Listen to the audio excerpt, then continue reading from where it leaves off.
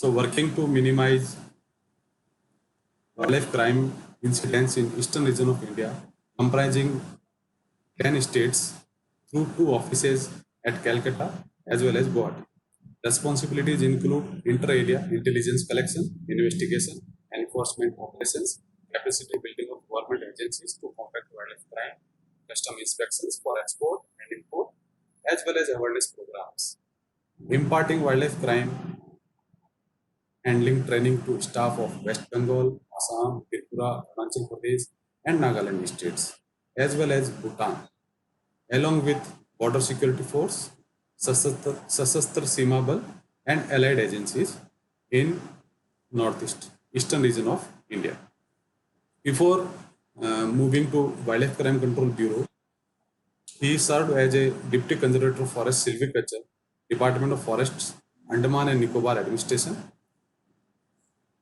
then Meal Division of Andaman and Forest Division, as well as DCF or DFO of Nicobar Division, Andaman and Nicobar Islands. He did his MSc from FRI and served as a junior research fellow in tiger population estimation projects, which was initially started in 2004, and that same project become tiger population census estimation, which we are currently having as a tiger census project. So Agni was a GRF of that project, and I also worked with him as a research associate. We both were together in Kana National Parks for 2 years. And he have various medals, accolades. So I am just mentioning one as all-round outstanding performance gold medal for securing first position in Indian Forest Service 2009 to 11 training course at IGNFA. 6 other medals and medal for highest marks in computer module in foundation course at Lal Bahadur Shastri National Academy of Administration. First rank and gold medalist in MSc Environment Management from 2002 to 2004 batch in FRI. And he is a very good photographer, very good writer. He used to write in various magazines, newspapers, and a avid wildlife. So over to you, Agni, and we would be very happy to know about the current progress of WCCB and your work in Eastern region.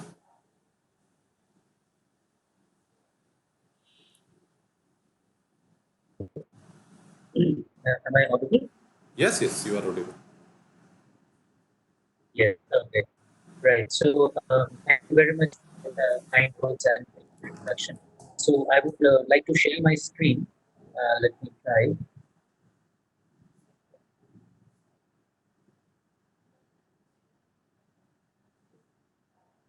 One request, you just try to put mic close to your mouth because the voice is little bit faint. Okay. So, is the screen visible to all? It's the opening screen of the presentation. It's not visible right now. Is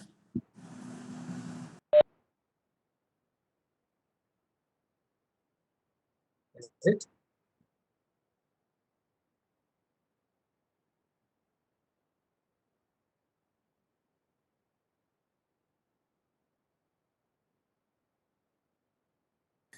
Agni, slides are coming. You can put in full screen mode. Yeah, I think I have done that. So, it's a bit slow to open.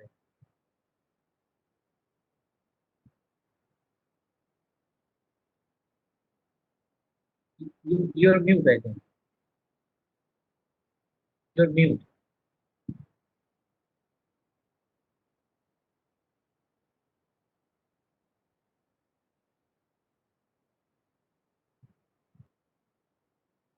So, is the screen visible? If you can Yes? remove Okay. some of the gray boxes, there might be chat box and other panelist list in your screen. Okay. Just above your name, there are few gray boxes are coming.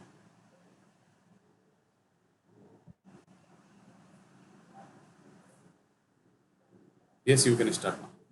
Right. Yeah. So, welcome all to this first session. And today I'm going to speak about a little bit about the wildlife crime scenario in India. And what I understand is that most of you are professors, assistant professors, and teachers. So I think you would have a background, reasonable background in this subject. So what I want to do is just go through the general trends, etc., and at the end we can just talk about what would be the possible effects of the pandemic on the same. But the purpose would be to induce questions from you, and I would like to interact at the end of my talk more than have a lengthy talk. So with that, let's just begin. I would also improve you to record your questions in the chat box if possible, and I would then request Dr. Dutia to have the most relevant questions first and get it placed to me so that we can talk about that and discuss that. And thereafter, we can move on to live questions. So, starting this presentation,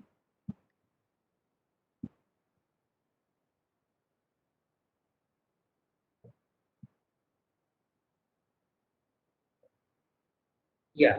So, we'll have a very, very brief introduction to wildlife crime and a glimpse of global, national, and the eastern region scenario in particular. And I'll tell you why. Just a overview of the legal framework, then the common species in trade, very little about the modus operandi of criminals, and then the role of WCCB, what WCCB is, and little bit on how, as citizen, you can also participate in the fight against wildlife crime in India. So, to introduce wildlife crime, it is a demand-driven crime, which means that animals are being hunted and being trapped because there is somebody ready to buy the products and ready to keep it as pet. So it is a demand-driven crime. Secondly, it is an organized crime, which would mean that there is a chain of custody. You know? So somebody poaches an animal. So here you see a fallen rhino in the wilds of Kaziranga Tiger Reserve. And if you take the example of rhino poaching in Kaziranga, which is a very big problem in eastern India. So the first link in that chain would be the poacher. He would have local guides who would scout the area, look out which rhino and which area to shoot, and then the poacher comes and shoots the rhino. Then we will have a series of areas. We are going to carry the rhino on from Kaziranga to maybe Nagaland, from Nagaland to Myanmar border, and from Myanmar and another Myanmarese national would take it off from there. So something like that. So local guides, poachers, carriers, then financiers who are city-based and never on the scene, and consumers. For most wildlife products in India, the consumers are outside India. So India is mostly a source country, while you have the consumers internationally. So another thing to know about wildlife crime is that if you look at the people's pyramid involved, you would have a lot many local people, indigenous tribes involved in poaching and transfer and carrying of the goods. A few middlemen and only one or two, cultural heads, masterminds. Right. So that is the people's pyramid. However, if you look at the profit pyramid, is the economic dimension of the illegal trade, then you would see that even though indigenous people are taking the highest of risks, they would be getting only a meager portion of the profit. Some profits are being made by middlemen, but the lion's share of the wealth is backed by the smuggling cartels. This is, of course, unfair. Even in the illegal nature of the things, it has to be said this is unfair. More so because the amount of risks taken by this lowest functionaries who are on the field, it is immense. If you know about Kaziranga, for the past 5 6 years, every year, more poachers have been killed by uh, the forest guards than rhinos killed by poachers. That has been the trend for the last 5 6 years. That has resulted into the number of rhinos averagely poached per year plummeted down from about 25 to about 2-3 rhinos per year in the last couple of years. But number of people killed has been consistently 10 to 25, 30. So that is a risk that the indigenous people are taking, but they are not having a consistent share of profits. So beyond that, along with illegal logging, which is administrative crime, wildlife crime, and forest crimes together, is third in terms of value worldwide. These are given figures. And if you look at the taxa of wildlife crime in different continents, there's a difference. In Central and South America, there are a lot of birds being smuggled out, while in Asia we have large portion of mammals being poached and trapped. So worldwide, mammals and reptiles, of course, make more than half of all diseases, like birds and fishes and birds, etc., making up the rest. Coming to India, the country is prone to wildlife crime and wildlife smuggling, and there are a few reasons for it. First of all, is the geopolitical situation. Fortunately, unfortunately, we are surrounded by countries and neighbors who have had a history and a culture of using wildlife products. Of course, the major problem is with traditional Chinese medicinal systems, or TCM, as with our Ayurveda, which prescribes various plant parts, various ailments. The traditional Chinese medicine systems, they prescribe different parts of different animals for different kind of ailments. For example, all parts of the tiger are used for one problem or the other. Parts of uh, leopards, pangolin, bear biles, and snake wine, etc., are all prescribed. So that is a major sink for the wildlife products that are going out of India. Similarly, other countries of Southeast Asia like Vietnam and Cambodia, they do have also wildlife use in their medicinal systems, also in their cuisine. That's a problem. Middle East has a penchant for rhino horns because of its supposed medicinal properties on one hand, decorative items on the other. Japan is the world's highest consumer of ivory, etc. So those are the other neighbors and the sinks for the wildlife products which are originating in India and going out. Another thing is, of course, India is one of the 12 mega biodiversity countries, and we just have very many species which are attractive uh, collectors of beautiful butterflies on one hand, or people who are fascinated by turtles, want to keep them as pets, or reptiles, want to keep them as pets, or users of traditional medicine systems, or people who want to keep a tiger pet or something because they think the pet is decorative. So all of our different pets are, they are kind of attractive in one way or the other to different kinds of people outside India. So that is the reason that there is a lot of wildlife poaching and trapping happening within India, inherent risks. Just take to give a brief of Eastern India, the scenario is even more complicated here. That is because we have Bhutan and Nepal as our friendly neighbors with which our borders are completely open. Without any checking, you can officially go into Bhutan and Nepal, and you can do that in parts of Myanmar border also. It is officially open. Parts which are not officially open, some of it is very remote, very difficult terrain of forested hills in Nagaland and Manipur and Arunachal Pradesh, etc. So it's very difficult to negotiate and very difficult to man those borders. Parts of West Bengal and Bangladesh border is also quite porous because of the riverine nature of the border and high density of people inside the border. So all these, especially the fact that you can go to Bhutan and Nepal without any restrictions, and China is there just one of these two countries, makes it very vulnerable for smuggling of private goods from India into the Nepal and then into China. So without pinpoint knowledge, without uh, exact information, you cannot really stop wildlife smuggling from happening. So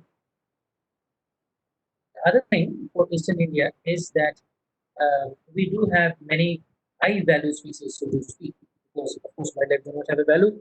The value we are talking about is an illegal market. So, so-called high-value species, we have a lot of them in eastern India, like the rhinoceros, the tiger, leopard, elephant, ivory, bear species, different birds, pangolins, etc. We have more than three actually international borders and open borders with Bhutan and Nepal, and also in parts of Myanmar.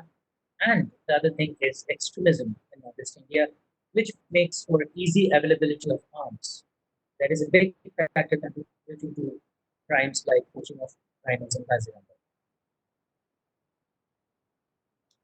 So if you look at a rough mapping of the seizure that has happened in India, you would see that northern Bengal or Siliguri and adjoining towns kind of emerged as the wildlife smuggling capital.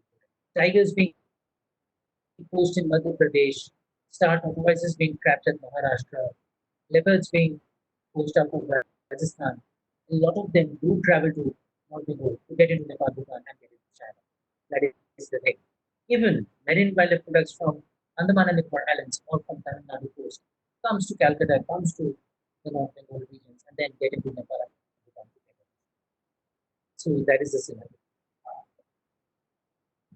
So that was a very brief introduction to wildlife crime, its basic nature, and this kind of glimpses of the scenario that we have in India, basic information regarding that. So coming into legal provisions, the main act, the main uh, rules that we have in India is from the Wildlife Protection Act. So it would account for, I would say, 90% of the protection that the wildlife is receiving in India. Other acts like the Customs Act, which is implementing CITES, the Indian Forest Act, etc., are also there. And of course, all of these acts and the intention flows from the Indian Constitution. The Constitution, especially in two articles, 48A and G, first of all, directs the state to endeavor to protect and improve the environment, and more importantly, in 51 AG, tells that it shall be the duty of every citizen of India to protect and improve the natural environment, including forests, lakes, and rivers, and wildlife, and to have compassion for living creatures. It's a very special provision of the Constitution which says that it shall be the duty of every Indian citizen to have compassion for living creatures. It's a very special provision, and the protection that we give to our fellow citizens who are not human flows from these kind of directives of the Constitution. So, looking at a summary of the Wildlife Protection Act, it gives various degrees of protection to different Indian wildlife species as per their rarity and as per the threat perceived. So, the highest imprisonment is up to 7 years, and the fine is 10,000 in some cases, 25,000 in some cases, and in cases of tiger reserve, there are provisions of fine. So, the species which receive the highest degree of protection, these are the main ones, Schedule 1 and Schedule 2. And you will be surprised to see that while obviously the tiger, the lion, the leopard, the rhinoceros is there, you also have species like the jackal, the civets, and the mongoose, who are pretty commonplace all over India in part 2 of Schedule 2. And technically speaking, the punishment that can be meted out for hunting mongoose is similar to hunting tiger. So that is somewhat surprising, but that is how the law is. Some photos of some of the species might be able to identify the gharial, the hornbills, the cat, Russell's viper, and the civet. So coming into other species like Schedule 3 and Schedule 4 species, for which you have 0 to 3 years of imprisonment and the fine of up to 25,000. Some of the important species are the cheetal, who are often hunted for meat, hyena, tukegeku, who will come and comment about its weight in life. And also keep in mind that there is a sixth schedule in the Wildlife Protection Act, which is about plants. So it is not only animals, but some of the plants are also protected. And the Khasi hill pitcher plant, or Nepenthes is one of the plants which are protected. It is endemic to the Khasi Hills of India. So, some special features of the Wildlife Protection Act is abatement of offence attracts same punishment as of commissions. This is very different from the Indian Penal Code. And releases in good conduct is prohibited. And in cases of possession of wild articles, wildlife articles, burden of proof is on the accused. So the court will presume that you are guilty if you cannot prove that you have sufficient papers to carry the wildlife articles. That is exactly opposite of everything that is there in the Indian jurisprudence, and that is how the Indian Wildlife Protection Act is a very strong act and supports the wildlife enforcement. So CITES is the main treaty to which India is a party and through which we are conserving our wildlife. But CITES in India is not implemented through the Wildlife Protection Act, but it is implemented through the Customs Act. So it has basically three appendices, kind of similar to the Wildlife Protection Act, and there are a list of prohibited species like the species mentioned in the Wildlife Protection Act and some plant species. And beyond what it is prohibited, there are some restrictions that require a status permit and Director General of Foreign Trade licenses, etc. So those are there. So other laws like the Indian Forest Act, Forest Conservation Act, etc., also plays some role in certain cases for wildlife protection. So coming to the species which are there in the illegal trade, you have the tiger, of course, and as I said, all parts of the tiger are used.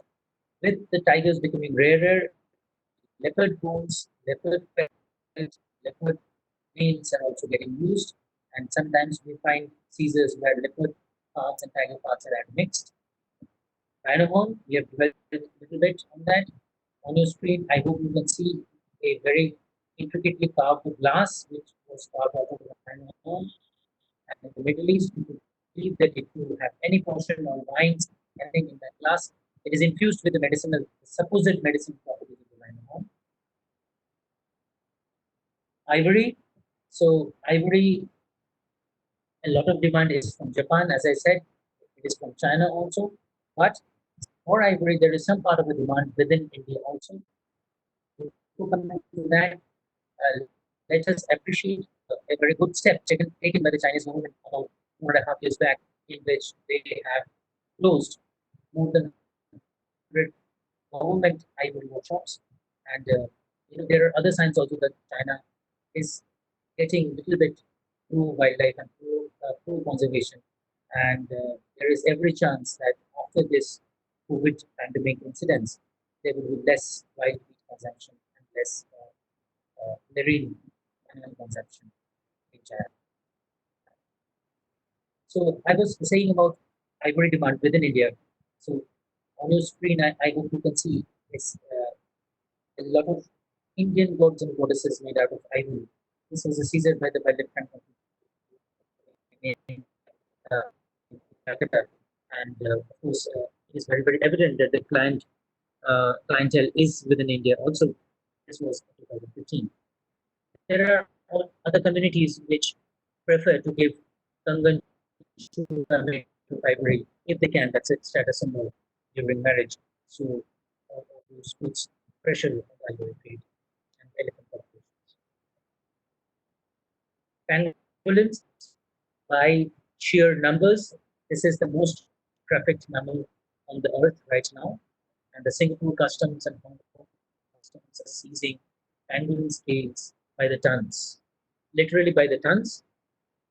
Kind of fortunately for ourselves, most of the pangolins are from Africa, but within India also, we have seen a spike in the demand, a spike in its price in the illegal market, and it's really a 24/7 job now to keep a lookout for these mammals getting trafficked and these mammals getting pushed out of their forests.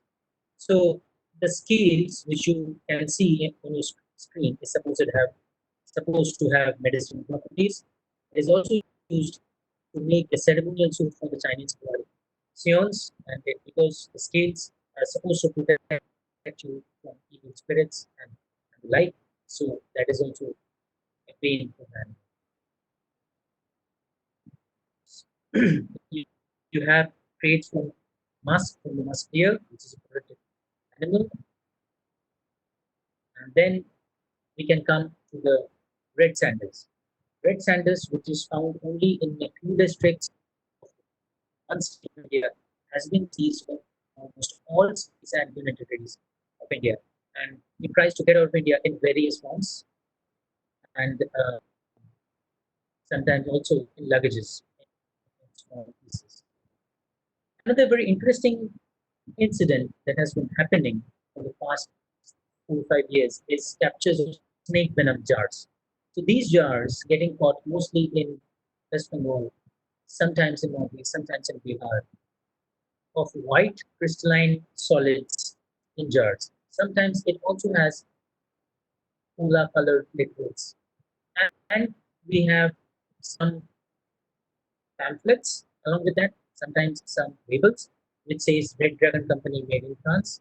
But the WCCB coordinated with Interpol, who has the headquarters in France and who has a environment crime division at Interpol. And they confirmed that there is no such thing as a Red Dragon Company, whether legally functioning or underground, there is no such thing. And so probably it's a fake and it's probably originating out of Asian countries. Sometimes some countries accompanies these jars, so probably island territory is being used some way. So because cobras are protected and most of it has come out to the cobra venom in testings, there's samples which were sent to African Institute were found to contain cobra venom. So it is a wildlife crime and can be construed as hunting of cobras and dealing in cobra violence. Tokyo geckos are a similar unfortunate recent turn of events in which in the last 7 8 years we have seen the demand for skyrocket. And if it's more than 13 inches long and weighs more than 300 grams, there is supposedly a very high price. Although, thankfully, in the last year or so, we have seen a decline in the demand. So maybe the supposed medicinal properties is something that people are not okay about these days. Let us see. But on the field, the trend is that the demand for the vehicles are getting less. The bears, mostly spot bear and the Himalayan black bear in India, and in the northeast we do have the Himalayan sand bear in some parts, and the high Himalayas we have the brown bear. So mostly the black bear and the spot bear are hunted for predators. They have some chemicals, which is basically bear bile. It does have some medicinal properties, but it's very easily replicated in pharmaceuticals. So you have extremely cheap alternatives in pharmaceuticals, which are much more effective. Because it is bile salt. So bile salt will have some medicinal effect, of course, but there are extremely cheap alternatives available, and bear forms are also sometimes used as talismans. Turtles and tortoises. This crime is of two types. Sometimes they are consumed, sometimes they are transported as pets. So for consumption, the Indian claptrap is soft turtle and the Ganges soft turtle. These are the ones widely consumed. And for pet, you have the most popular one is the Indian star tortoise, followed by other ones like the Indian tin turtle, cinnamon terrapin, etc. Now, some of this demand is within India as well. As I have said, for other, mostly the demand is outside of India, but for turtle meat, definitely the demand is within India, almost all of it, and for turtle to be kept as pets also, some of the demand is within India, and part of it is outside. Here we have discussed hunted for meat, pelt, and horns for puppies, birds. In India, it is almost likely to be, socially and culturally acceptable to keep a parakeet aspect or a manner, however, it is illegal. And sometimes we have seen seasonal killing other wildlife in birds like owl during Diwali and Indian rulers during the Dashera, and the kingfisher feathers are sometimes used as leaves, etc., and fish lures, and sent to you for the purpose. So some other things, some other products made of antlers, mongoose hair brushes. Since we are talking to the teaching fraternity, I really want to make a point that please talk to your students and everybody else not to use mongoose hair brushes, but to use artificial brushes, plastic brushes. Mongoose hair brushes are very easily recognizable. If you see, uh, yes, they have alternate bands of dark and light colored hair. So you have banding in the hairs. So it is a telltale sign that it is a mongoose hair brush. So please avoid using it. And if you have any information regarding large scale use of mongoose hairs somewhere, mongoose hair brushes, please inform us. Please it will be WCCB. So snakes, often the ornamental ones and some of the venomous ones are used as pets. Some of the primates used as pets, the small loris, because of its small size and friendly nature, used sometimes as pets. However, this is a poisonous mammal, a rare one, a poisonous mammal, and so it has to be very carefully handled. Some of it are also used for black magic, as we have talked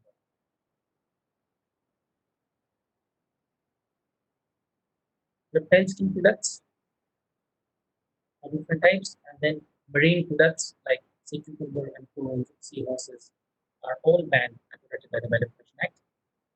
Coming to the plants, which I had said, some of the orchids like the red vanda, Renanthera scotiana, and the blue vanda, Vanda cerulean, both of them are protected, as are the Paphiopedilum species of the daily sleeper orchids. Almost all the species from India are protected, and dealing within them is as bad and can fetch you the same punishment as dealing with a category 3, I mean, schedule 3 or schedule 4 species, like cheetah or wild boar.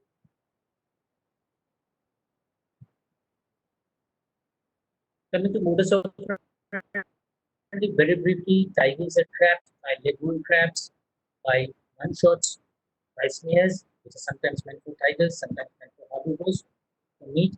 Electrocution is a recent and very disturbing trend in which overhead wires are hooked and wires then are placed across paths and around vegetable fields, etc.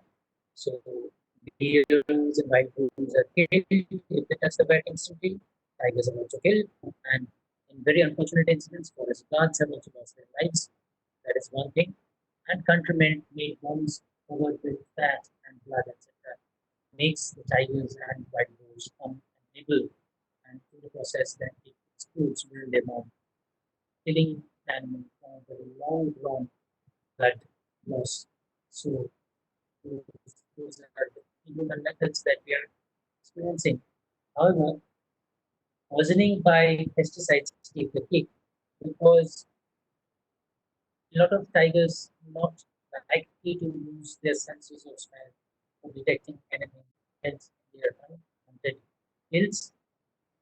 And Furadhan is something which is extremely poisonous to tigers, but does not have much odor, so it's difficult for a tiger to trace it. And it's often used for mitigating killing or hunting.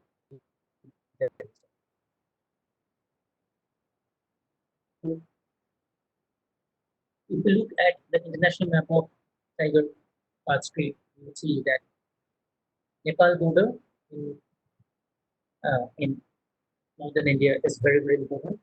And of course, Siliguri, as I had already said, is a hub. And there are some other fly routes from Mumbai or Chennai with items concealed. This is tigers. Rhino modus operandi, as I discussed, you have local guides and coaches, and then you have the areas, and often the rhinos are killed by automatic rifles, sometimes conventional also, and they move generally. It's not that clear visual, but the rhino horns move either from Assam or from North Bengal into my boat, and that is the unique thing. Elephants killed by automatic weapons, by electrocution, sometimes by poison-coated bullets or handmade guns. That is the technique employed by Arunachal tribals who inhabit the lower parts of Arunachal, and some of them has been taught even in places like Odisha, Jharkhand, Bengal tradition, or has been suspected to be involved in elephant killings in Kolkata. So that is elephants that targeted and killed. Red sandals, as I said, it is widely transported, sometimes disguised within vegetable trucks, sometimes disguised and misdeclared as other products to customs, sometimes in small pieces, even within custom, foreign packages. So it's a piece which everybody wants to take back. So that is how the red sandals has been. Coming to birds, some, as I had already said, some part of that demand is already within the country, and they are captured mostly in the foothills of the Himalayas, and then sent in the urban centers like Calcutta and others, and they are transported in inhuman conditions, treated illegally, and some of the people who are engaged are from traditional tribes who has just this livelihood and do not and is not compulsory with any of the skills to have the concept from this illegal livelihood. A black-winged kite is good.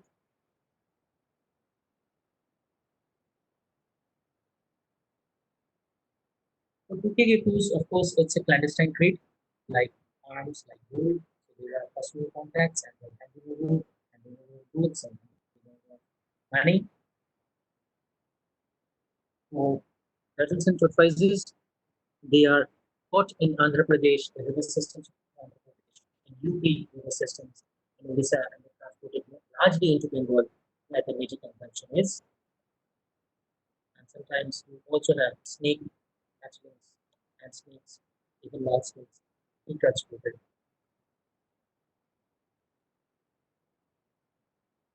Parcels are also part of the problem.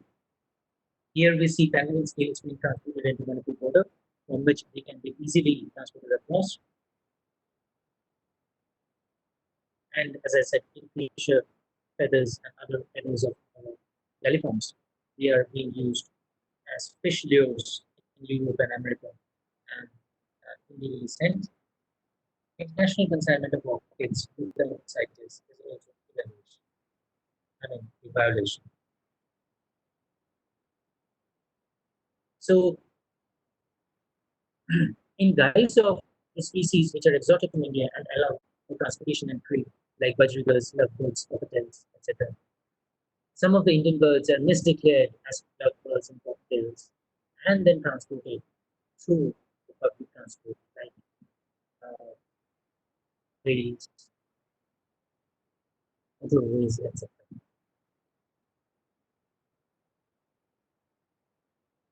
Coming to the Wildlife Control Bureau, it is a body set up by the provisions of the Wildlife Protection Act, and as some of you would know, as a direct fallout of the Sariska incident in which there were new tigers left in Sariska. The government panel which was set up submitted their report and asked the government to set up a CBI-like body exclusively for wildlife crime, and the WCCB was born. So the mandate of WCCB is to collect intelligence about wildlife crime, disseminate the same to different crime control agencies,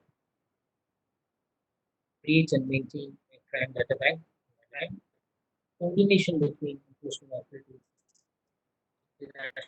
and national implementation of international programs like the CITES, capacity building of different state forest and police departments, and also policy advice to government on wildlife crime issues. So there are 5 regions: eastern, western, northern, southern, and central, and some sub-region offices, and some glimpses of our activities, and mostly from eastern region. So this is a mongoose hairbrush seizure in 2017, in which 32,000 brushes were seized. This is a visual from a raid in Patna, just before the vendors, the street vendors were very out with the birds. They were caught. Some pictures of seizures of snake venom, jars, a huge cache of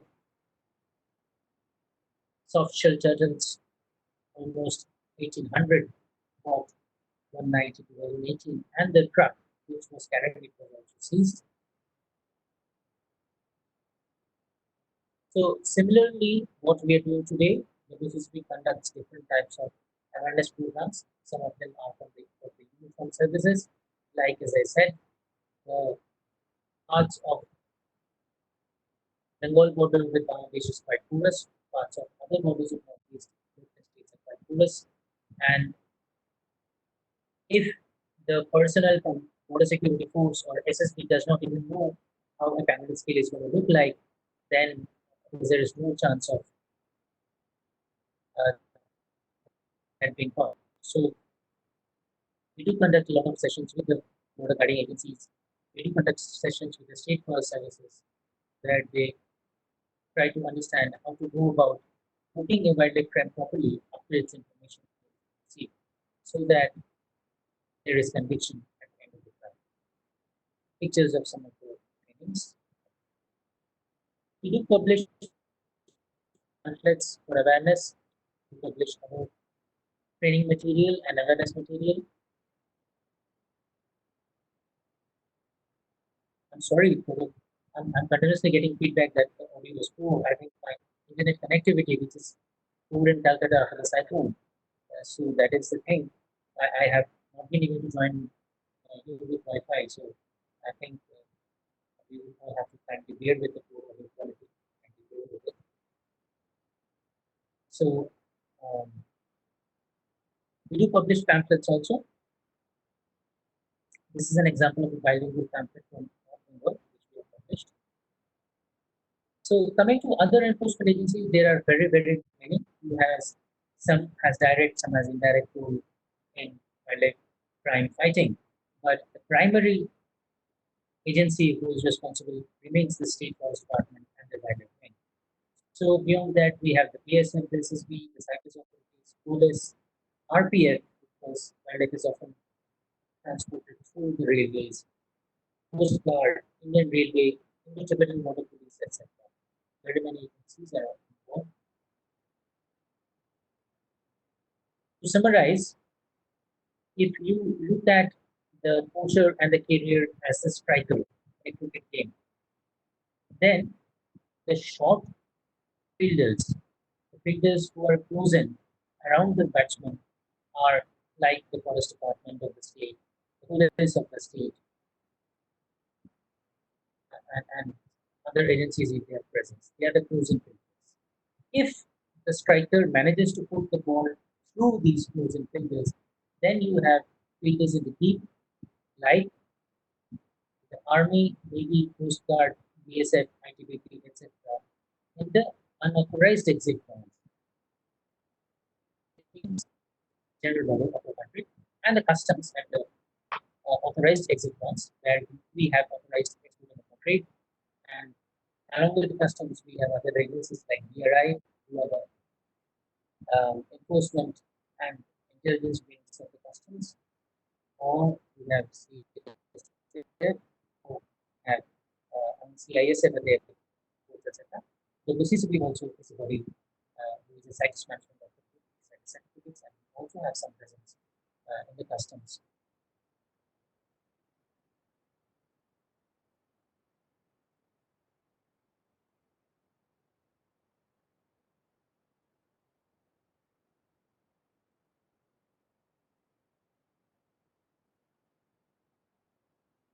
the wildlife particle is managed to get out of the country itself, then we have to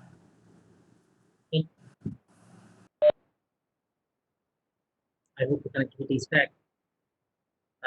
So if beyond that we have the article is already beyond our borders, then we have to coordinate with international bodies like the Interpol or the CITES, and we can do it through the CBI, which is the Nodal Agency for Coordination with these bodies. So that was in a nutshell the role of different agencies.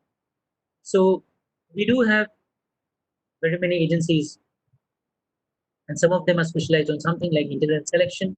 Some of them are doing the search and seizures in the ground. Some of them are doing technical surveillance. Some of them have powers under the Wildlife Protection Act for investigation and trial, etc. Of course, supported by the technical assistance given by ZSI, WII, etc., who are identifying the wildlife samples being sent to them. So, all put together, we have effective seizures and convictions. So, that is more or less the scenario. And here I have some suggestions for as a citizen how you can participate in conservation and participate in wildlife crime fighting. Of course, energy conservation, avoiding products which do not have certification of being used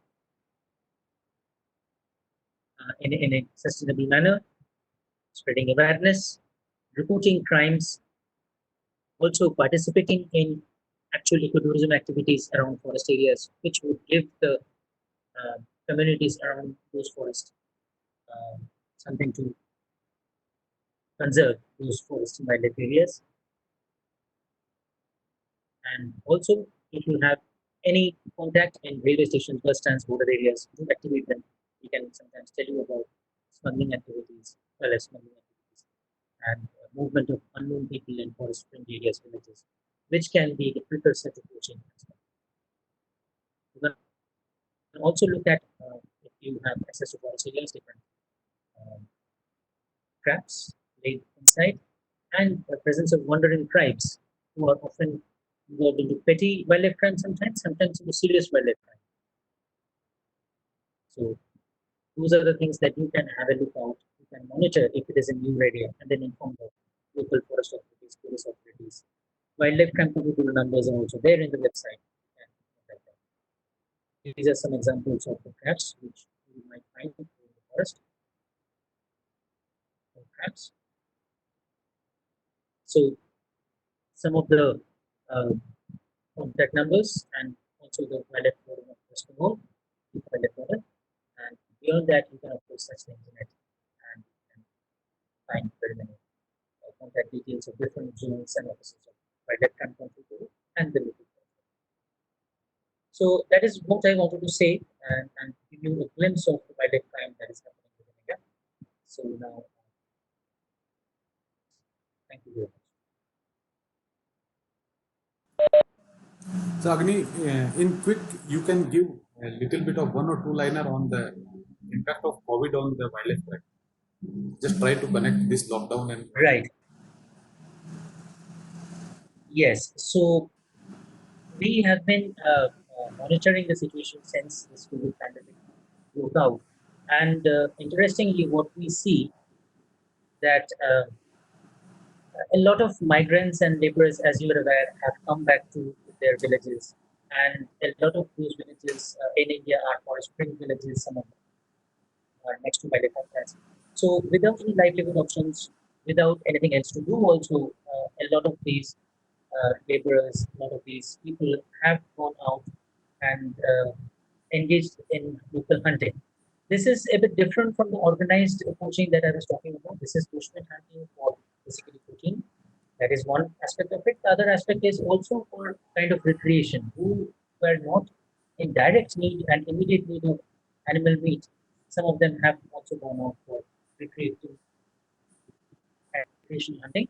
And these recreational huntings especially have been reported in social media sometimes by themselves, sometimes by their friends. And a few of them have led to arrests in Nagaland, in Arunachal Pradesh, in Western Ghats, in West Bengal. So that is the thing which is happening. Of course, all of us have seen that there has been very many positive effects of the lockdown on nature. Wild animals have been coming towards and sometimes inside human habitations.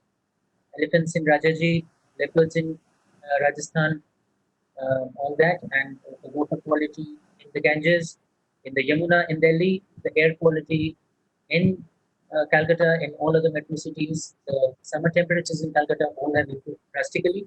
So we have seen all that, but of course it's a temporary phase because of the lockdown, and as soon as it ends, we're going to enter those pollution levels again.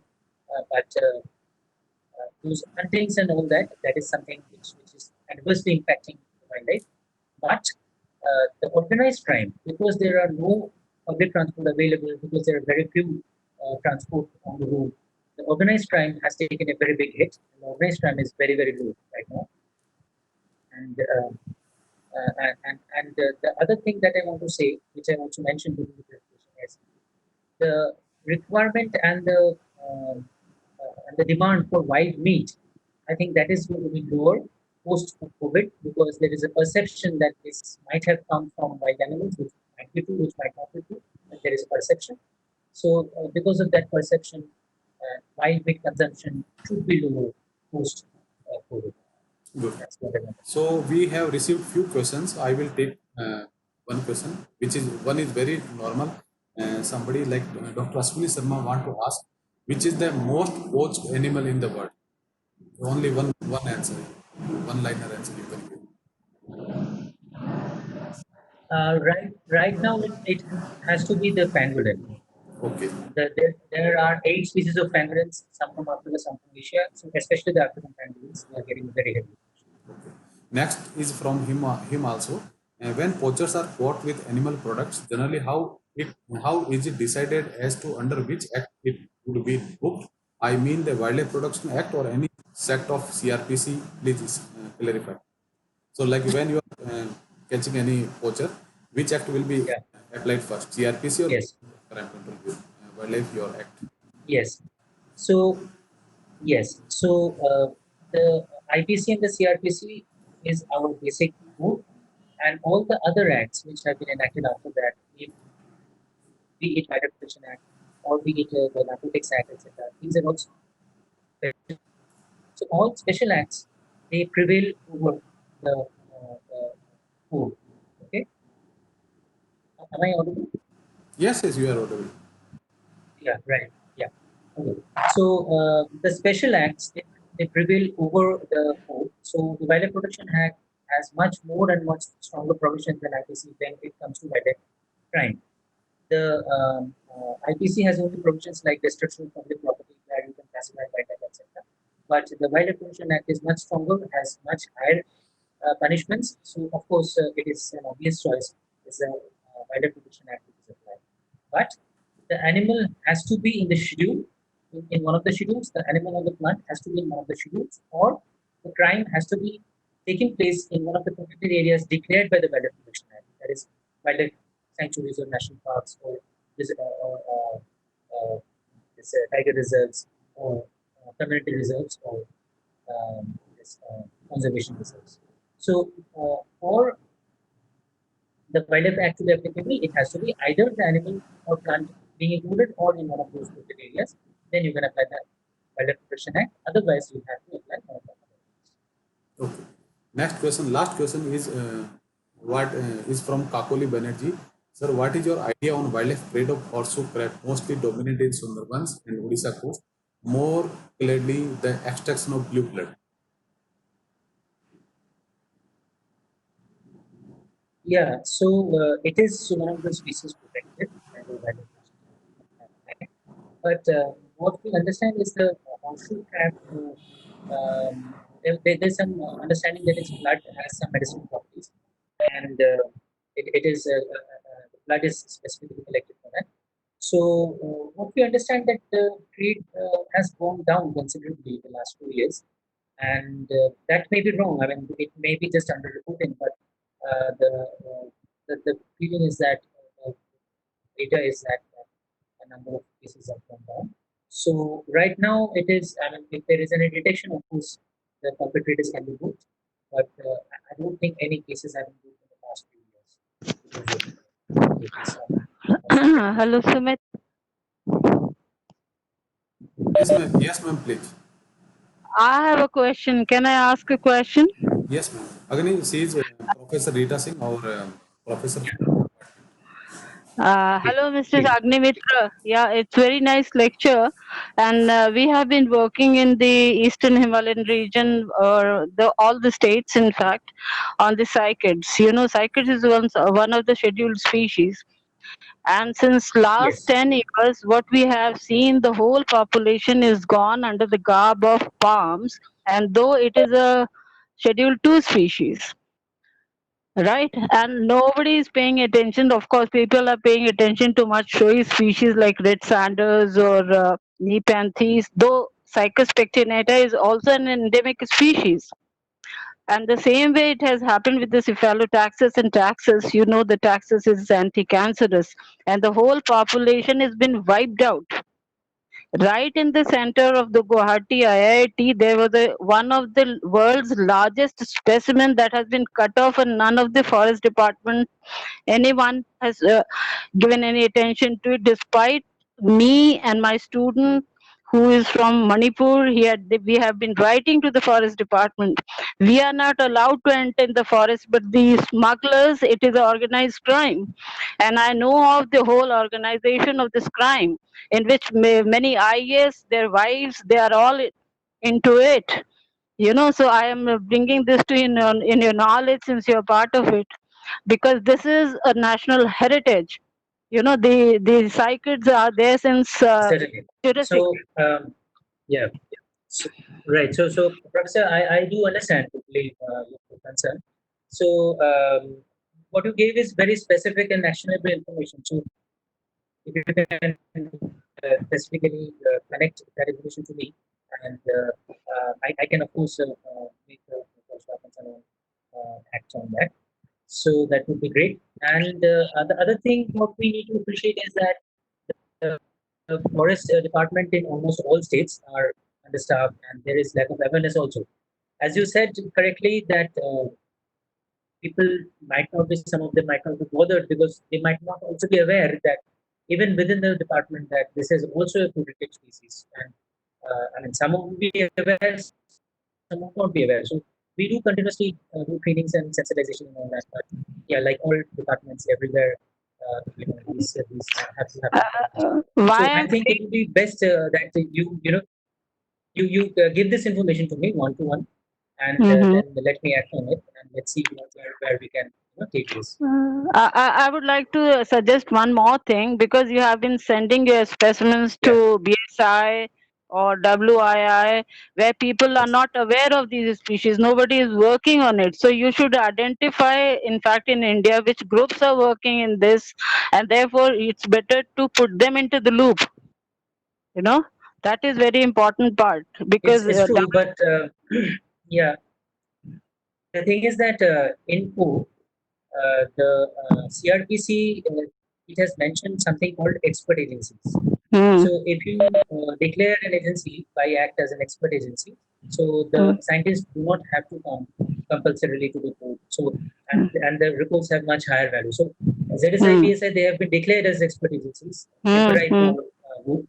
So of course the preference is to send to these agencies. So and Hmm. if they feel they have to send it to somebody else, they can send it to somebody else. So Okay. Thank that you. is the Thank thing. you so much. So very much. So, thank you, Mr. Agni Mitra, and it is like very eye-opening lecture for all of us. I can read there are like 50 plus questions, so time is not permitting us Yes. to read all these questions. Yeah, yeah. I will try to copy and paste, Right, we can. yeah, in the mailbox to you, and in the later on you can. Uh, So I will forward. I can. I can. Yeah. Yeah, So thank you again for joining us, absolutely. and with a limited network, you My pleasure. able to join us. So thank you, Agni. Yeah, We'll have another interaction in some other. pleasure. Yeah. Right, my pleasure. Okay. So over to Sanjay sir and Dr. Sanjay.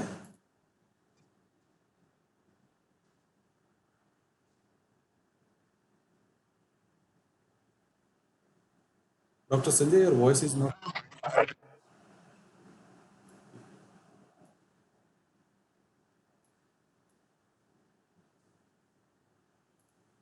Dr. Sanjay, your voice is.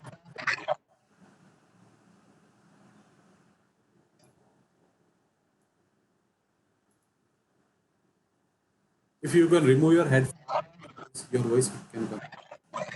Remove that wire.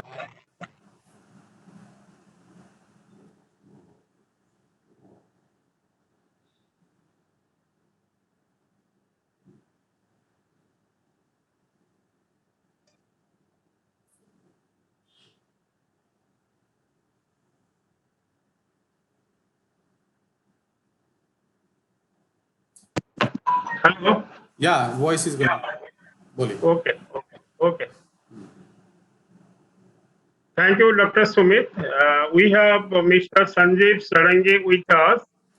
It's a great privilege to introduce Mr. Sarangi. He is a development practitioner in the field of environmental conservation and livelihoods, having more than 2 decades of experience.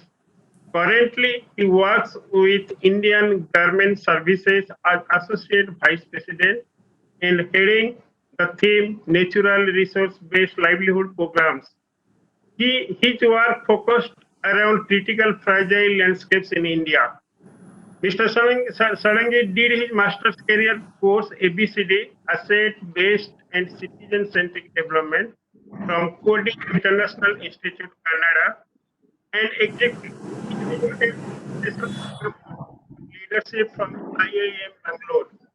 He pioneered some of the exemplary works, including community-based ecotourism at Mangalajodi, Odisha, rebuilding livelihood of relocators from the tiger reserves under rehabilitation and resettlement projects at Melghat Tiger Reserve, Maharashtra, Similpal Tiger Reserve, Odisha, and Satpura Tiger Reserve, Madhya Pradesh, where the indigenous tribal communities successfully relocated from the core areas of the tiger reserve. He works widely, his works widely appreciated in national and international forums.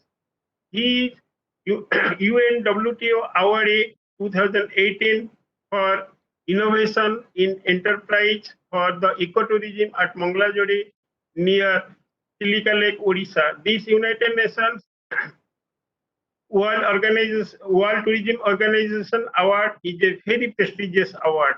He firmly believes that environment should be integral part of each and every development agenda to build a healthy society and human capital to make the planet living friendly. I welcome Mr. Sarangi to this session. Thank you.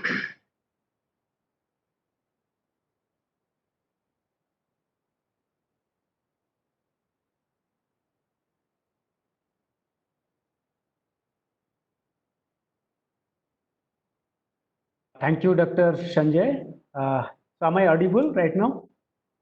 Yes, sir. Okay, thank you. So thank you so much. It's a privilege for me, and also thank you so much, Professor N.C. Gupta ji, for inviting me for this faculty development program. So I'll start with my presentation. How can I share content? Okay.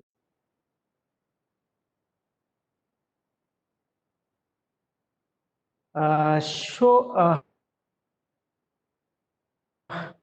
thank you everyone who are attending this FDP.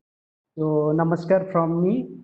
So the country is right now surpassing climate crisis, starting from COVID-19 pandemic to Amphan cyclone recently happened in Bay of Bengal and the desert locust in several states right now, as well as the upcoming droughts and flood situations. And we are actually going to witness multiple disasters in this country. And the burden of this crisis, unfortunately, on the lies on the most heavily on the poor, the bottom of the pyramids.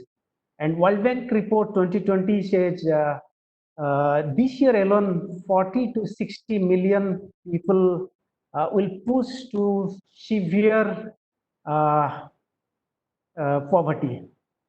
So that's the scenario of which we are actually live in. So coming to my topic, that environmental impact of the COVID-19 pandemic, current and future perspective of ecotourism. So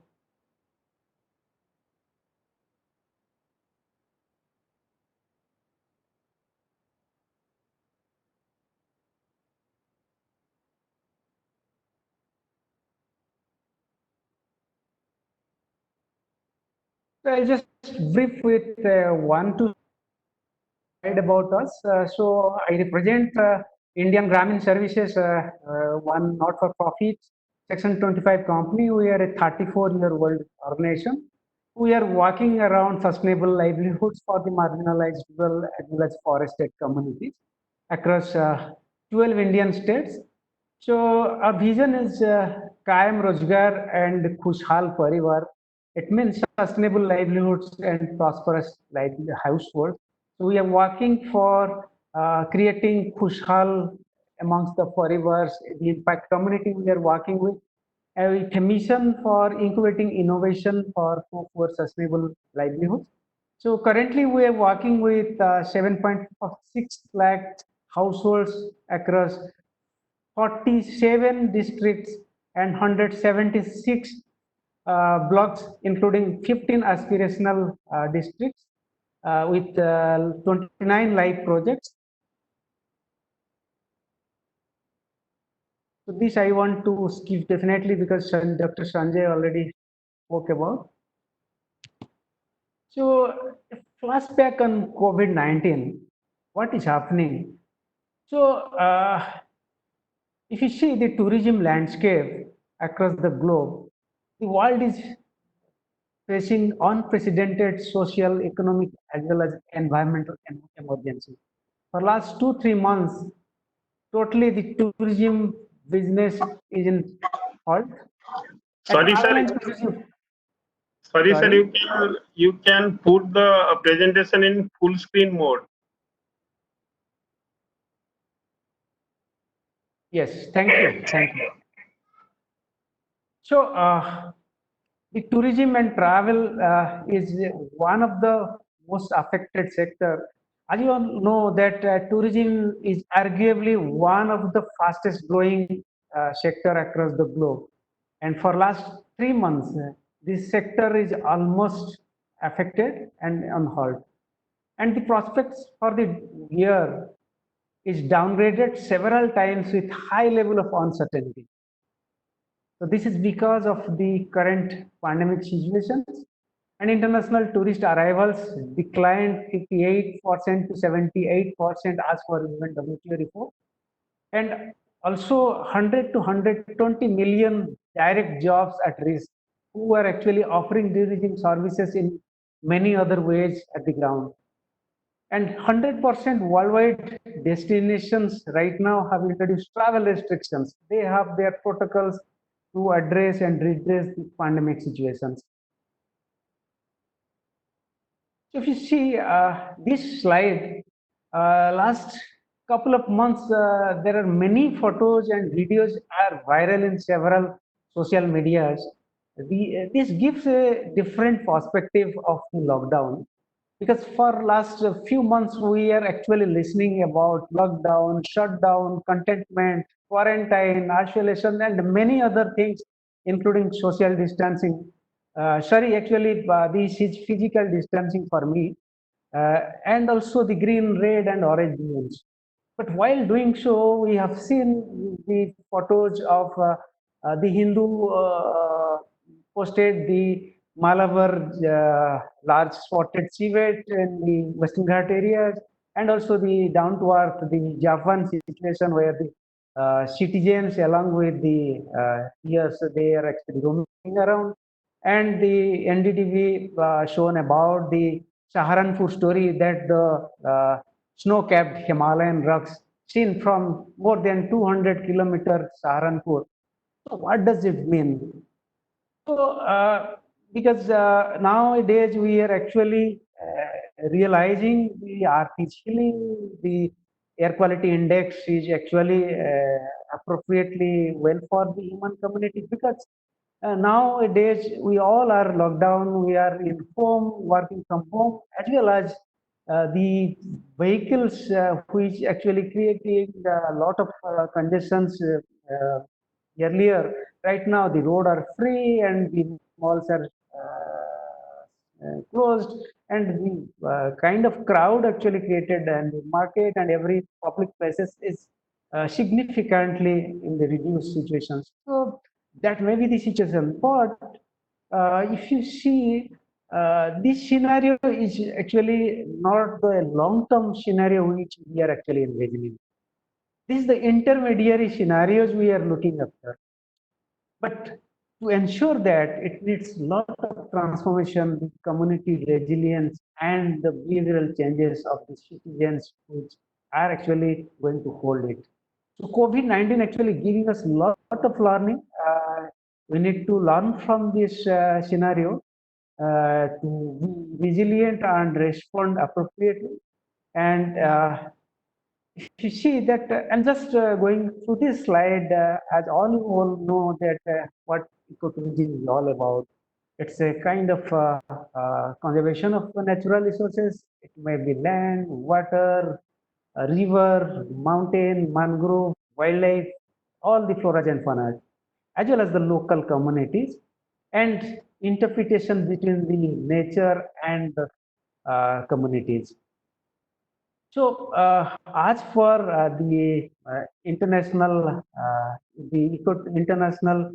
uh, ecotourism society, the ecotourism is defined as the responsible travel. Sorry,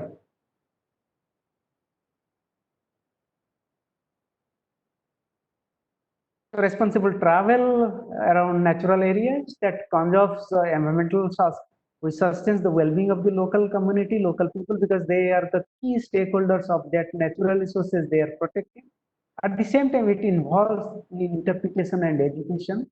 Education means it is inclusive uh, between the host as well as the guest.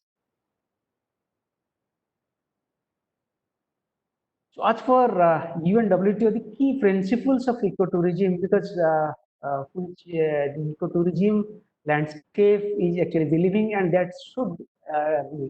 So it is nature-based forms of tourism, in which the main motivation is a tourist to observe and appreciate nature, while respecting the local natural resources and the nature and ecosystem, the unique experience the travelers is supposed to do. It also contains the educational and interpretational features, as I said earlier. And the ecotourism actually minimizes the negative impacts upon the natural and social cultural environment. It includes the reducing the carbon footprint. And the previous speaker, Agni ji, actually rightly built the context how the ecotourism perspective should be the sustainable production and consumption systems that includes energy, that includes water, garbage management, and everything.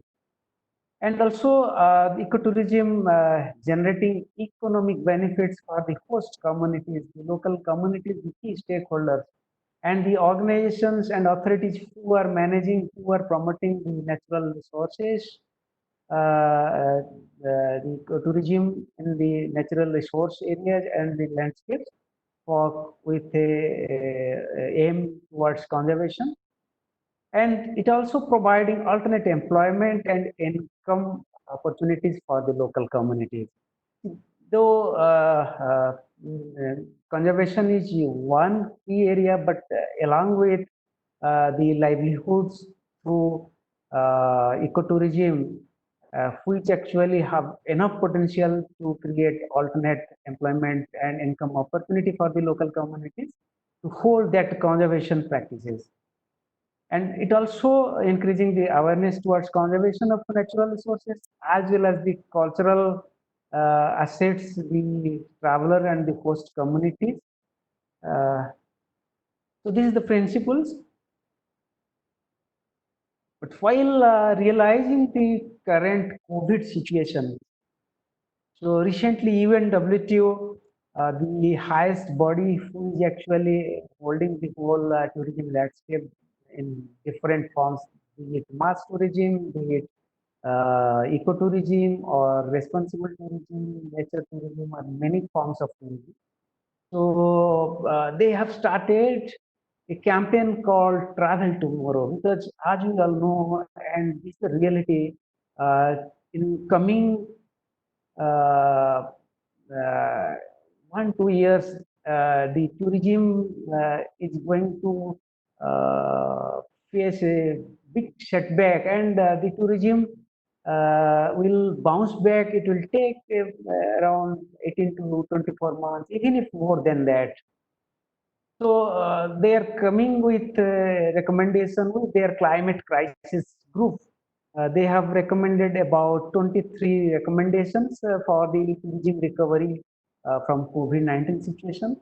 And from the 23 perspectives and recommendations, so I have just put this slide, which is actually giving us the ecotourism perspective. The recommendation number 12 says the mainstream environmental sustainability in stimulus and recovery packages. What does it mean? While promoting tourism, so it should maintain the environmental sustainability, which is the key, while packaging the recovery, as well as to build new models for the sustainable production and consumption. So, be it energy, be it water, be it garbage generation at the destination. So we should ensure that sustainability in place in terms of production as well as consumption. So it is very, very crucial, and it's a new way of seeing ecotourism. And also the recommendation 15 says to invest in partnership. So basically, what we have experienced in many ecotourism destinations in India and other parts of the globe. So the destination, there are local communities and community institutions, the private players, the government authorities, and civil societies. They are actually moving parallelly, not in a hand on hand, because people are working on isolations. So it will never been attain the sustainability of that tourism destination unless partnership and coalition is built. So now the recommendation says about the partnership and building the relationship between all the stakeholders. So it should have a common action plan and inclusive approach in place. And the recommendation 16 says the mainstream the sustainable tourism in national, regional, and global recovery program. So it ensures sustainability and the fair practices, global fair practices at the field, be it regional, be it national or global scenario. So sustainable tourism practices should be in place. So that's the hallmark and whole heart of the tourism. And second, the 19th recommendation is saying about reinforced tourism governance at all the levels. So basically, it means only ecotourism to create some local employment and generate some revenue and giving some experience to the traveler is not enough. It needs institutionalization of the whole initiative. So the tourism governance is very, very crucial and required at all levels. So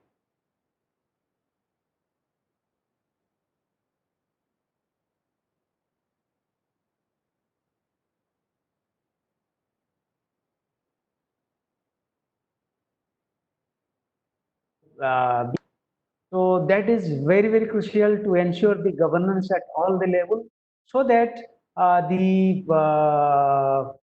it will create the better resilience systems and also faster bounce back in such crisis situations.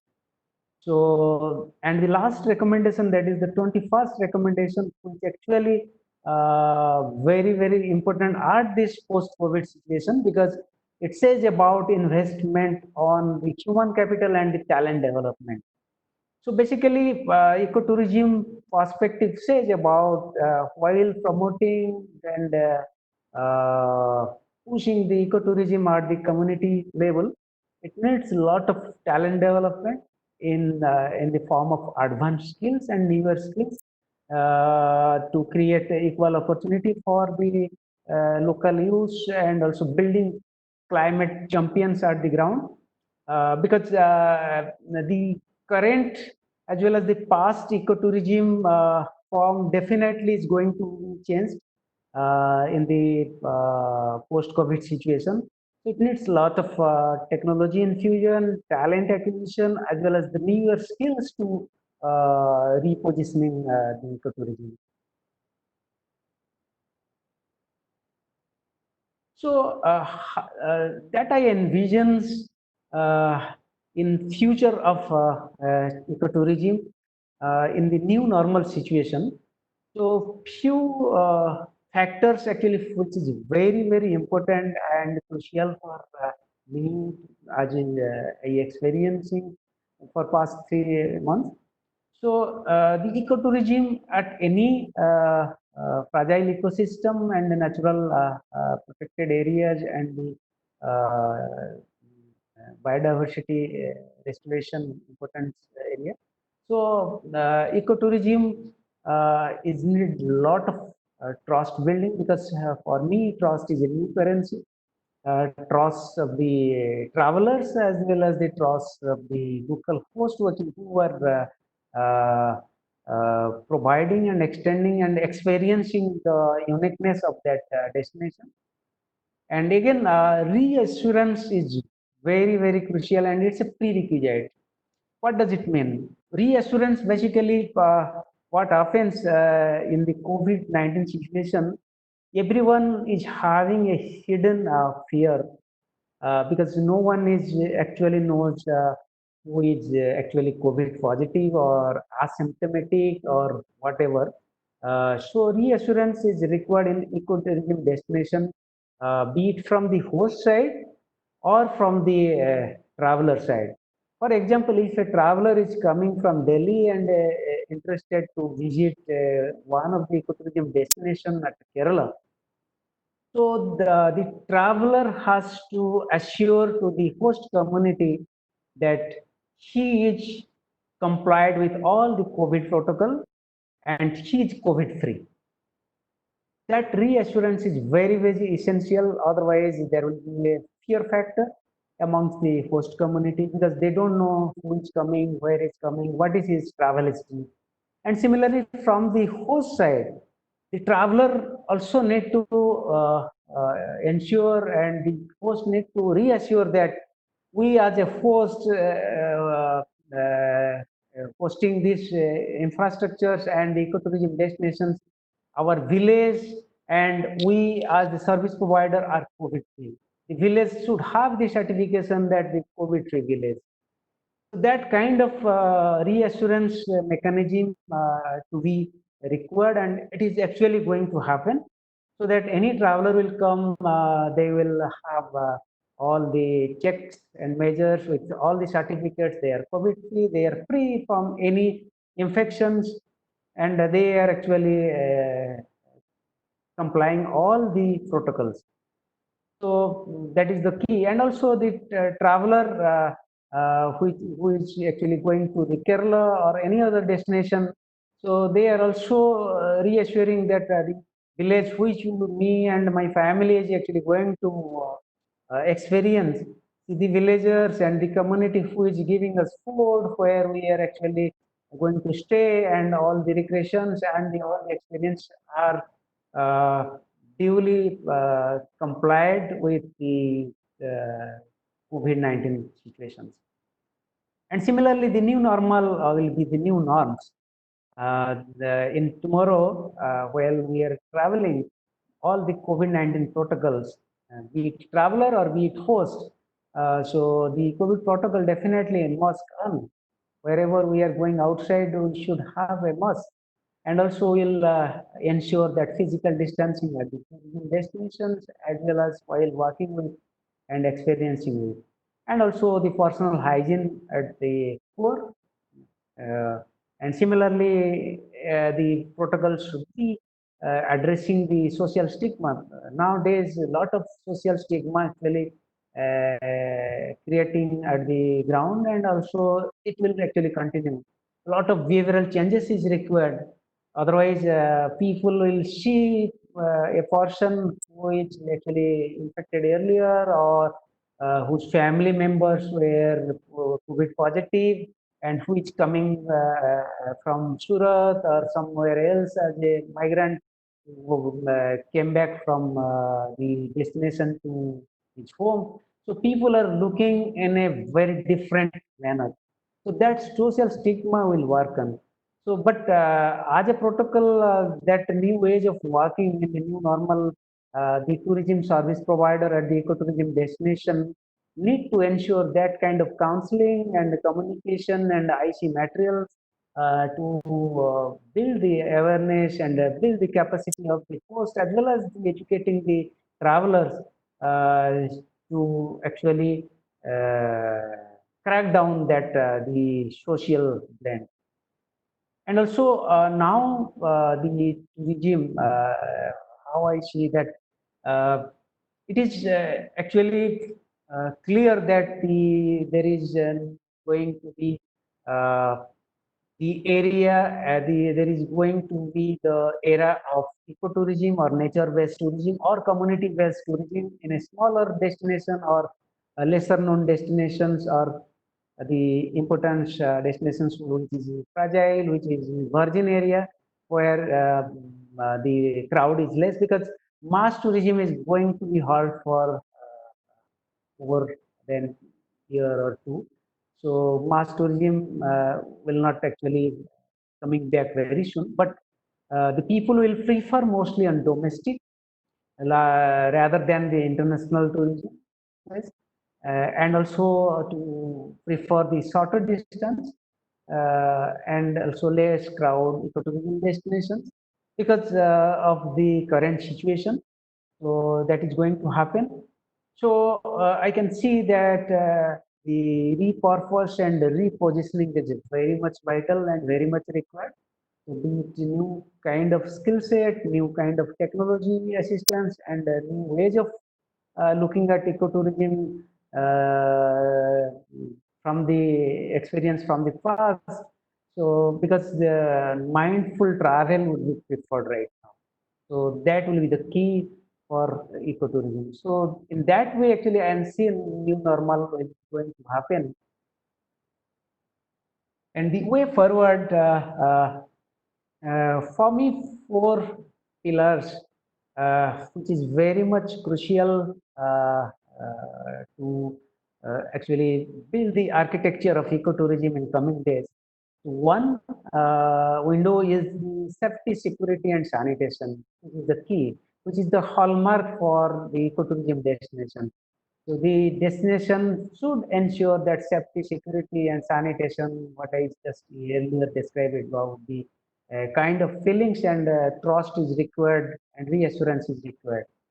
And similarly, I can also see that the 3E factor is very, very crucial. That is the enterprise, economy, and environment. So enterprise in the sense the community enterprise, who is the social capital. So the community based enterprise who is going to offer the ecotourism services is the key, as well as the local economy to be boosted.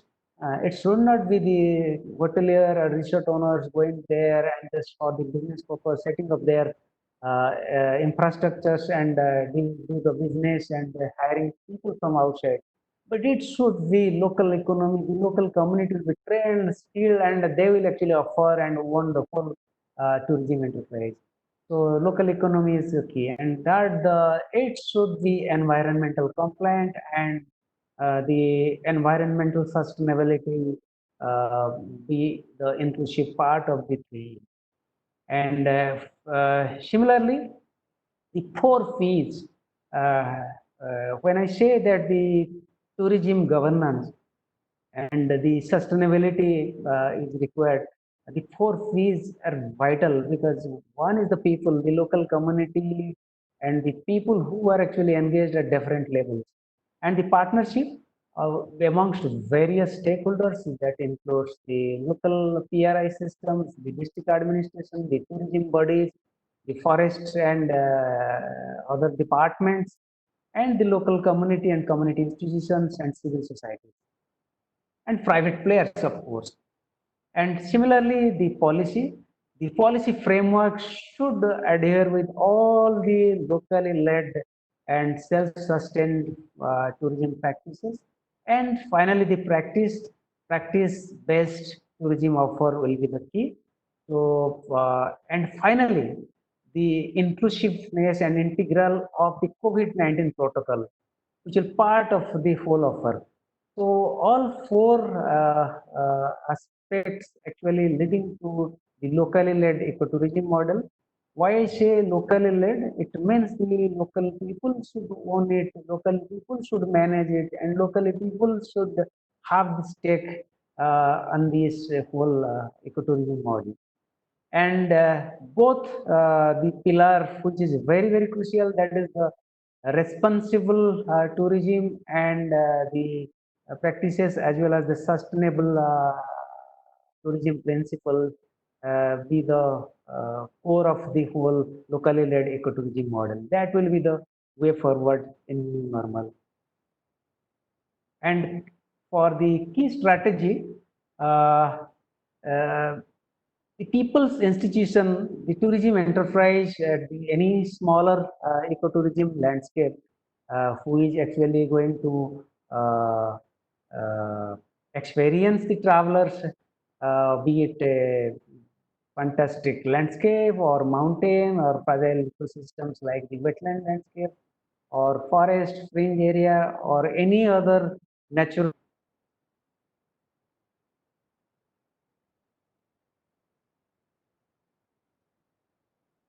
and the other five dimensions I can see, it will be being local, the whatever the tourism product and packages will be. So apart from the natural resources, they have their lot of richness, cultural richness. It includes food, it includes performing art, it includes crafts and many other things, and how to ensure and build the whole tourism product and package, and it should be local. And again, the second dimension is the building a cadre of climate champions at the community level. It's the cadre who is actually holding the ecotourism space, and they will be trained and they will fill their whole natural resources, and they are the crusaders for the next generation. So the tourism entrepreneurs who are with the local community cadres will offer in various ways, be it hospitality or housekeeping or local food or homestays or as a guide, and whatever the knowledge is building around the local ecotourism landscape. So that knowledge learning should be captured and built on the framework in the form of many documentation and case studies that will give the real picture of actuals. The changes happened after many years due to ecotourism contribution. And then the market development, it needs a lot of repositioning and brand building.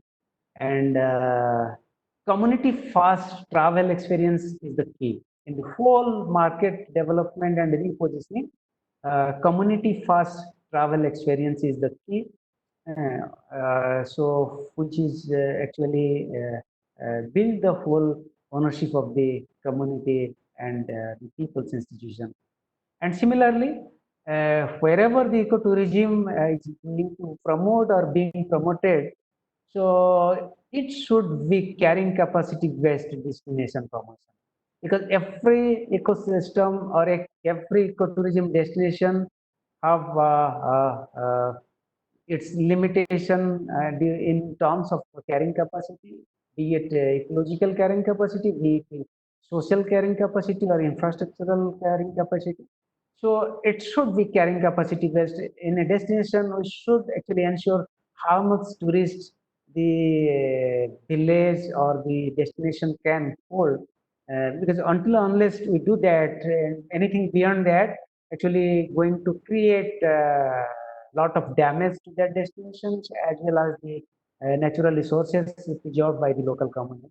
So once upon a time, it will going to convert into a mass tourism and devastation. So all those things actually leading to a functional ecotourism model. That's the strategy is required in any of the ecotourism destination. So in coming days, as I said, we need to do a lot of repurposing and repositioning. It needs, it will actually going to happen with a lot of innovation.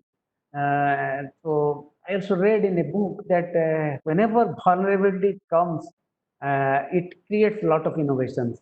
And similar situations, we all are actually vulnerable, be it a tourism body, be it a common citizen, or the local landscape owners, or whoever, all are vulnerable. So vulnerability actually leading to a lot of innovation. But for ecotourism landscape, I'll just cover the how the GDP will actually place in the next slide. So this is one classic example who is Sanjay also mentioned earlier. The innovation which actually we created in Odisha, that is in Mangala Jodi. This is part of Chilka Lagoon. Once upon a time, because the village is having a very beautiful wetland. So the village having,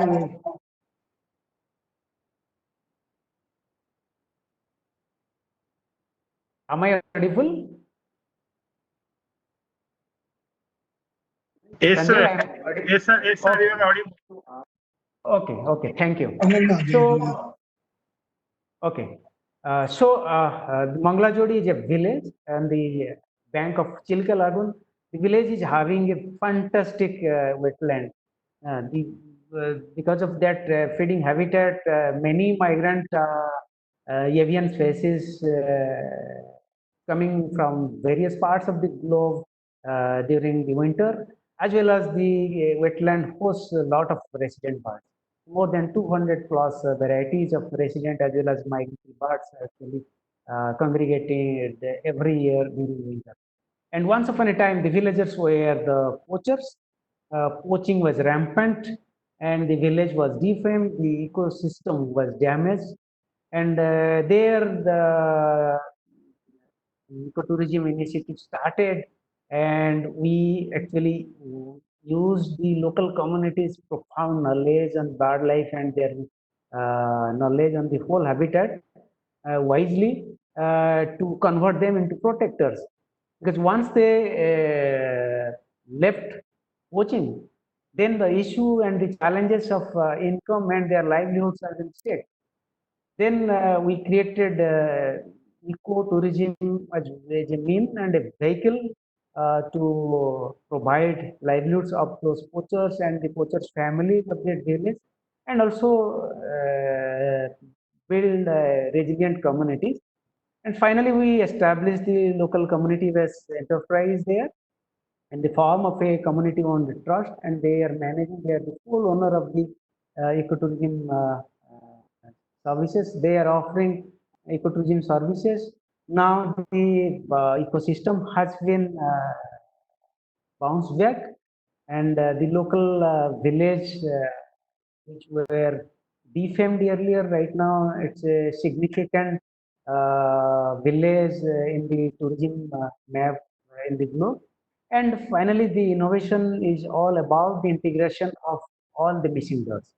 And finally, the community centric, and it worked well. In the last 10, 11 years, they are working well. The whole community is actually managing.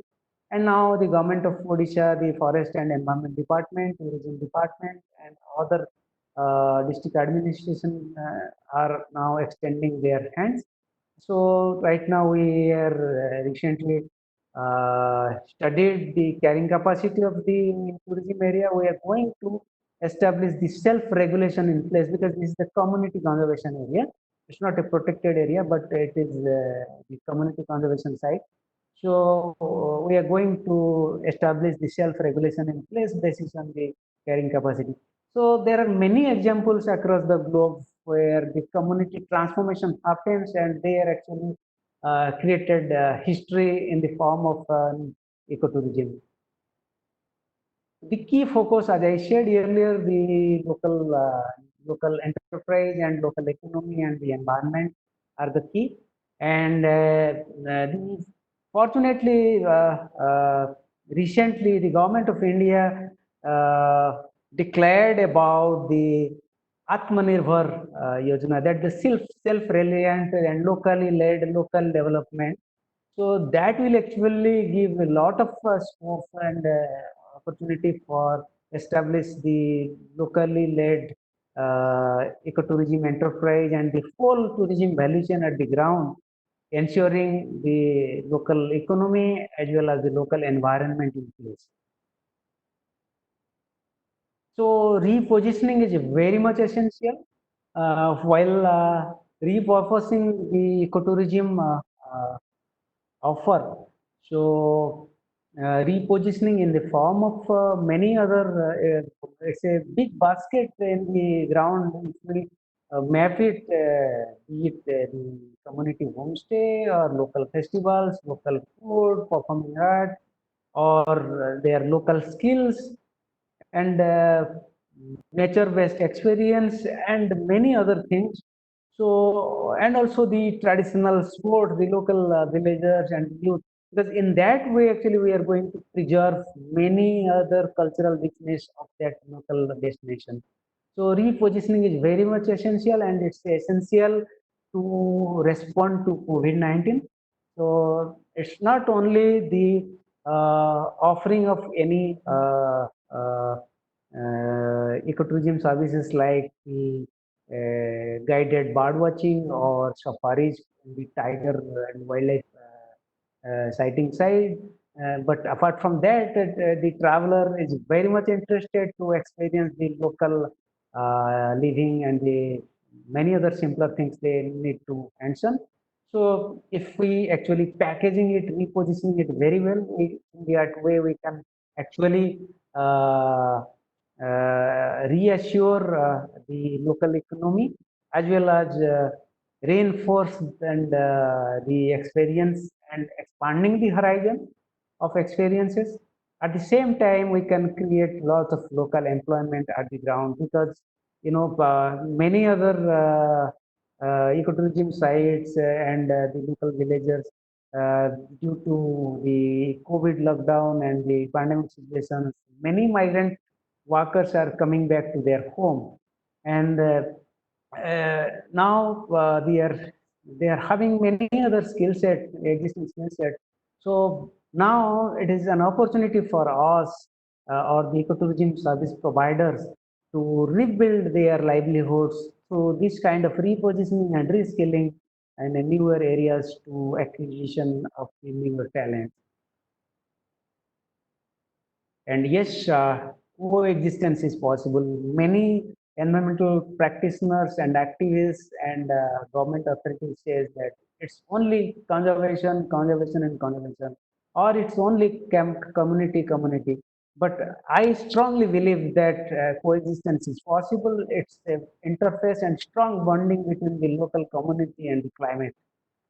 And once the integration is happening, because it's a balancing act, it needs a lot of perseverance and lot of patience to do. It's not a one-day journey or overnight output. It needs a lot of transformation and sacrifice and resilience between the community and their environment. So once the community and climate coexist, it supports a lot of local livelihoods and a vibrant ecosystem can be ensured.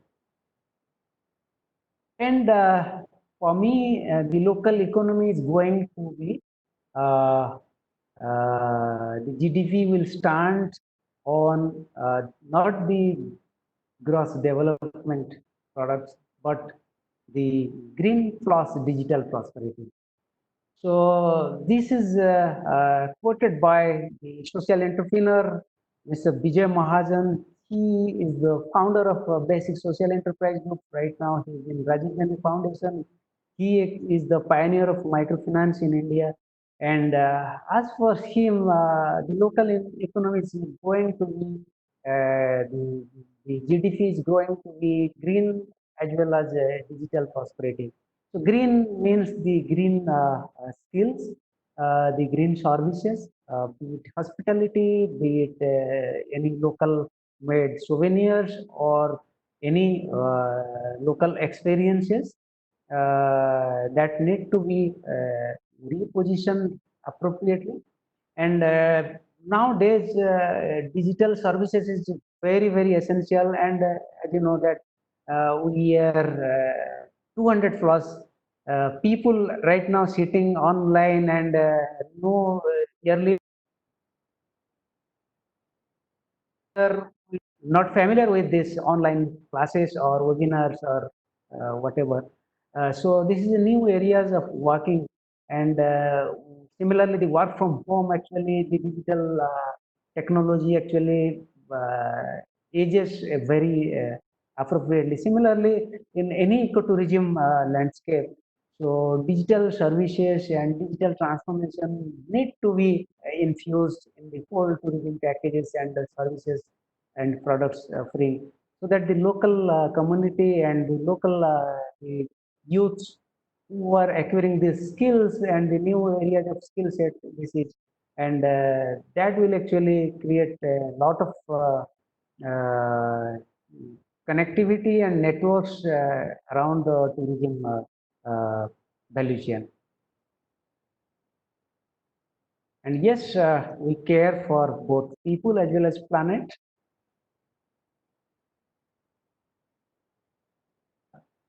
Thank you so much.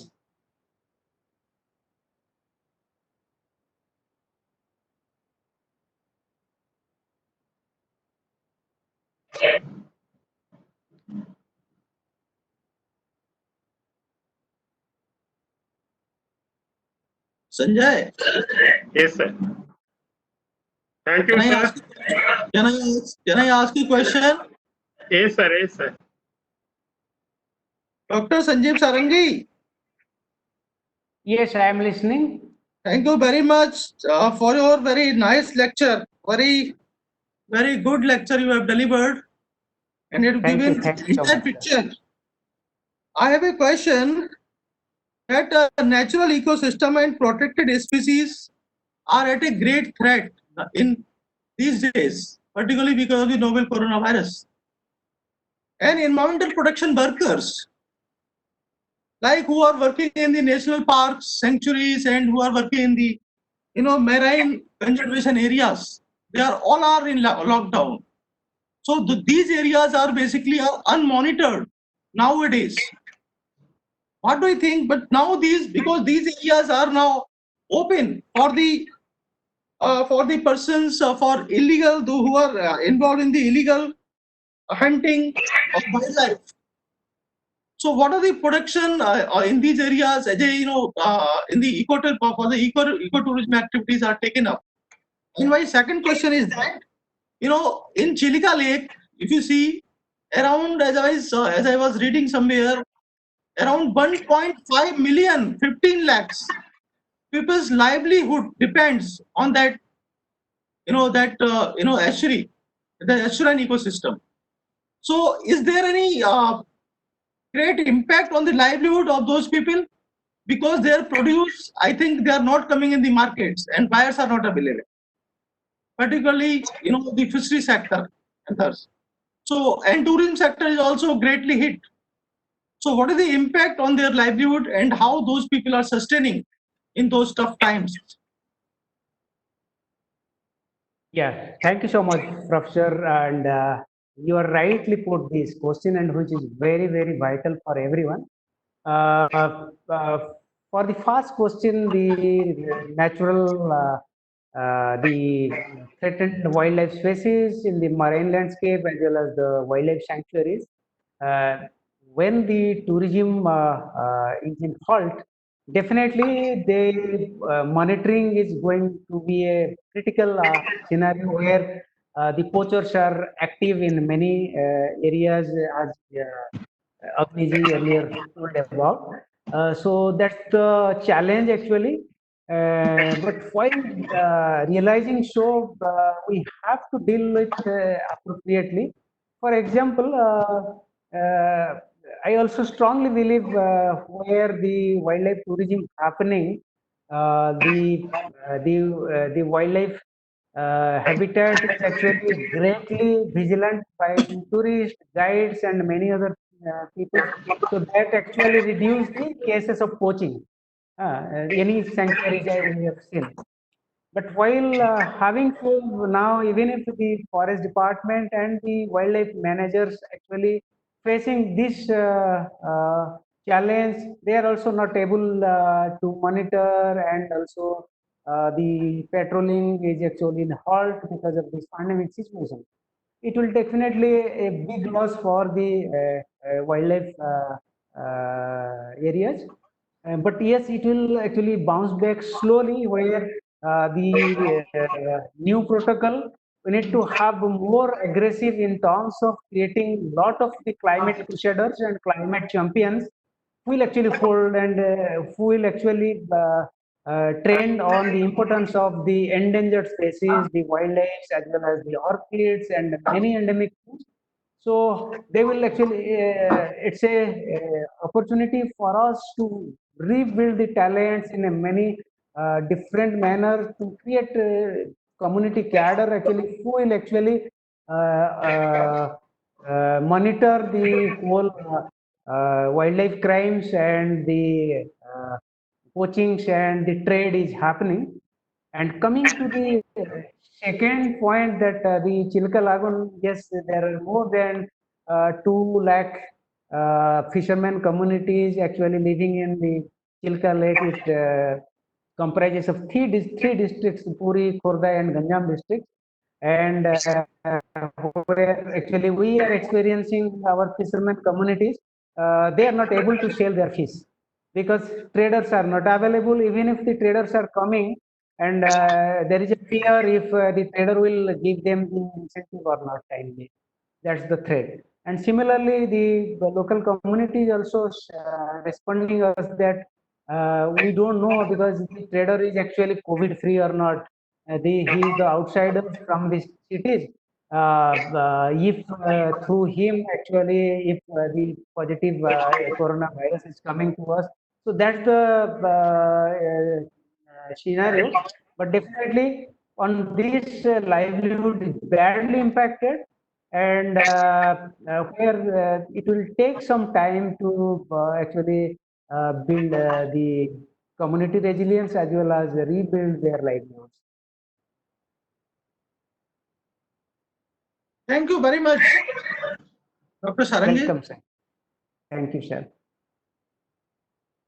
Thank you, sir, for delivering a wonderful lecture and enlightening us about livelihood options in this COVID-19 era on ecotourism sector. Thank you, sir. Thanks a lot accepting our invitation and delivering a wonderful lecture, sir.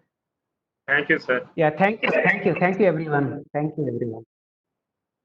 So now our next speaker, Professor Sasviswa sir, has already joined the event. Let me introduce her. Sanjay, can you give 2 minute or 5 minute break? Okay. Sir, we want just 5 minute break.